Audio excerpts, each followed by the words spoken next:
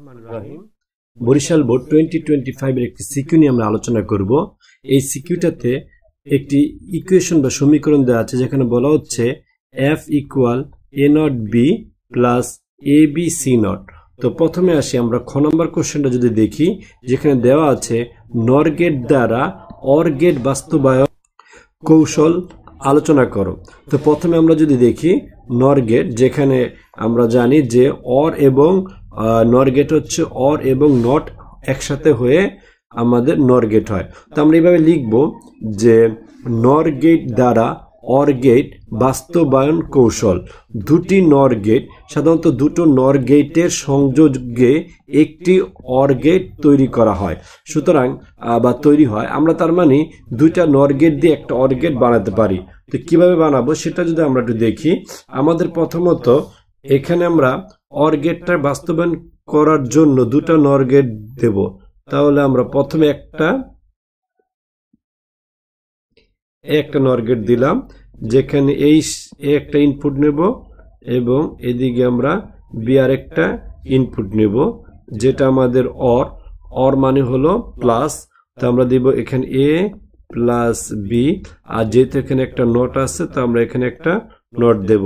দেন এটাকে আমরা কি করব, আরেকটা নর গেটের ভেতরে ইনপুট দেব। দেন এটা ঢুকবে আর এখান থেকে এটাকে আমরা আবার আরেকটা ইনপুট দেব। দেন এই জায়গা থেকে আমরা যেটা পাবো, এই দুটো মিলে হচ্ছে আবার এ প্লাস বি।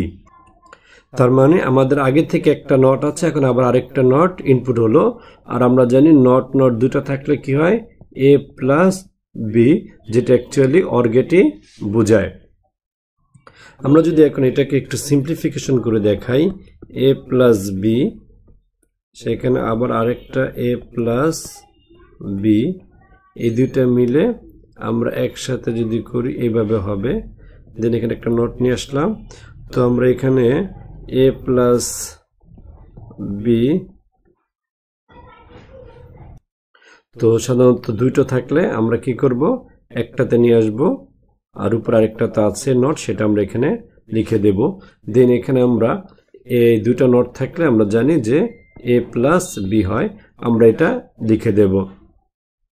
আমাদের গ নম্বর কোশ্চেনে বলা হচ্ছে উদ্দীপকের এফ ফাংশনটির সত্যক সারণী তৈরি করো। তো এফ ফাংশন যেটা দেওয়া আছে, যেটা আমরা এখান থেকে উপরে দেওয়া ছিল সেটা আমরা লিখে নেব। দেন আমরা লিখব সত্যক সারণী। আচ্ছা, সত্যক সারণীর জন্য আমাদের এখানে একটা চার্ট করতে হবে। সেই চার্টটা এরকম হবে অনেকটা। তো চার্টের ভেতরে একদম ফার্স্টে আমরা এবিসি যেগুলো লিখবো, আর এদিক থেকে আমাদের 1 2 3 4 5 6 7 8 আমরা আরো 8টা বক্স নেব। তো প্রথমে আমরা তিনটা ইনপুটের জন্য, যেহেতু এখানে আমাদের ইনপুট হিসেবে কি আছে, এ বি সি আছে, তো আমরা এখন প্রথমে এ বি সি গুলো নিয়ে নেই। তো আমরা লিখবো প্রথম এ, দেন বি, দেন সি। আচ্ছা, আমরা আগে থেকে বলেছিলাম এর জন্য আমরা প্রথম 4টা 0 নেব, এরপর আমরা 4টা 1 নেব, তারপর আমরা দুটো করে, অর্থাৎ বি এর জন্য দুটো 0 দুটো 1, আবার দুটো 0 আবার দুটো 1 আমরা ইউজ করব। দেন আমরা একটা একটা করে, অর্থাৎ 0 1 0 1, তারপরে আবার 0 1 আবার 0 1 নেব। এখন আমরা যদি দেখি প্রথমে কি আছে, এখানে এ নট আছে, একটা এ নট, এটা আমরা এখানে লিখব এ নট, অর্থাৎ যেখানে যেখানে এর ভ্যালু আছে 0 সেটা কি হয়ে যাবে, 1 হয়ে যাবে উল্টা।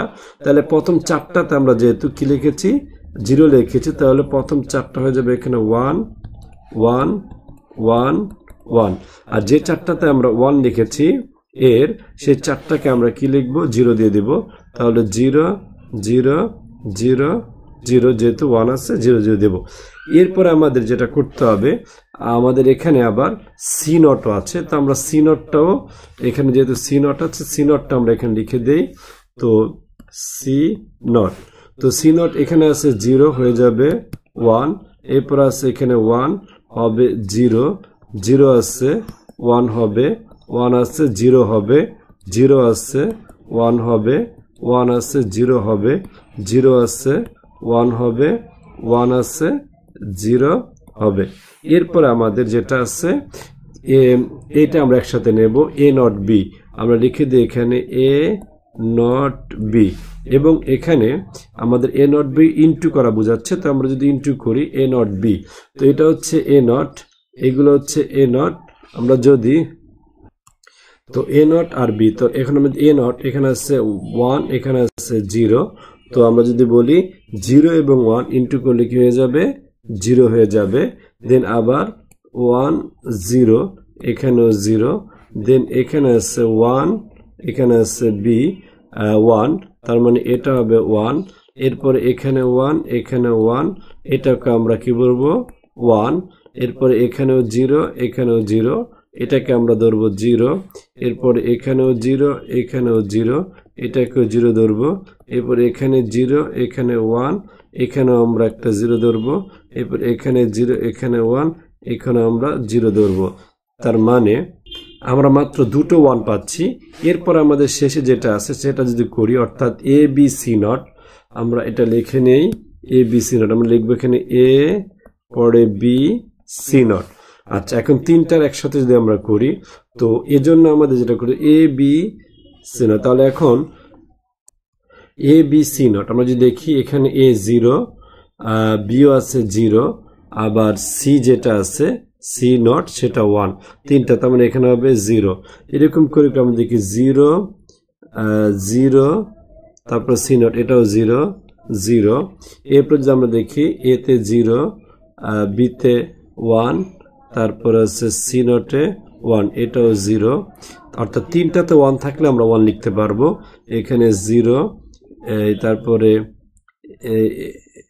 বিতে 1, তারপরে সি নটে 0, এখানেও 0, এরপরে এখানে এতে 1, বিতে 0, তাহলে 1 0, এখানে আছে সিতে 1, এটাও 0, এরপরে এখানে 1, এখানে 0, এখানে 0 0, এরপরে এখানে 1, এখানে 1, এখানে 1, এই একটা আমরা 1 পেলাম, দেন এখানে 1, এখানে 1, আর হচ্ছে এখানে 0, এটাও আমাদের 0 হয়ে যাবে।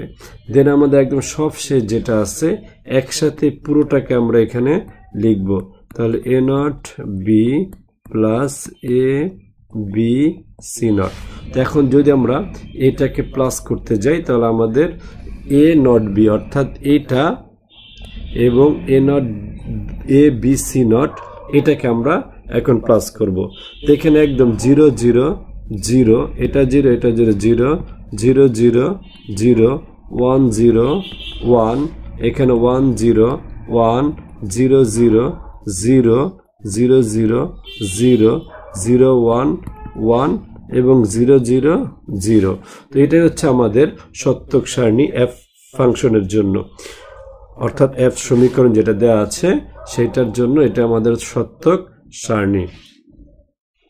আমরা যদি এখন গোড়ার গ নাম্বার কোশ্চেনটা দেখি, কি বলা হচ্ছে, উদ্দীপকে এফ ফাংশনটিকে শুধুমাত্র ন্যান্ড গেট অর্থাৎ এখানে অ্যান্ড প্লাস নট এই ন্যান্ড গেট দ্বারা বাস্তবায়ন করো, আর এন মানে আমরা জানি যে এখানে ইনটু, এবং কেন বাস্তবায়ন সম্ভব তার কারণ বিশ্লেষণ করো। তার প্রথমে আমরা লিখবো, আসলে প্রথমে আমরা কারণটাই লিখে দেই, আমরা প্রথমে লিখব যে ন্যান্ড গেট হচ্ছে একটি সার্বজনীন বা ইউনিভার্সাল গেট, আর সার্বজনীন গেট দ্বারা যে কোনো ফাংশনই বাস্তবায়ন সম্ভব, তাই আমরা লিখব তাই ন্যান্ড গেট দিয়ে উদ্দীপকের এফ ফাংশনটি বাস্তবায়ন করা সম্ভব। দেন আমরা এই ফাংশনটা নিয়ে আসব।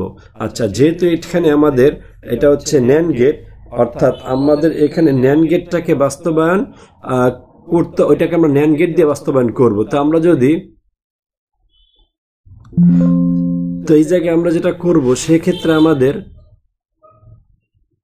এই বাস্তবায়ন করার জন্য এখানে যে প্লাসটা আছে এই প্লাসটা আমরা কি করব, উঠিয়ে দেব।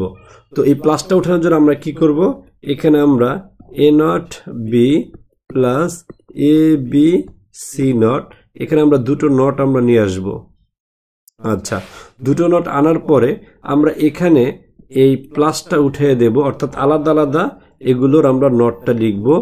এ নট আগে থেকে ছিল, তো এখান থেকে একটা নট আমরা রাখবো, আরেকটা নটের জন্য পৃথক পৃথকভাবে লিখব। এটা প্লাস আছে, এটা ইনটু হয়ে যাবে, আর এখানে এ বি সি নট এটা লিখব। লেখার পরে একটা নটের জন্য আমরা কি করব, দুইটার উপর এভাবে নট নিয়ে আসব।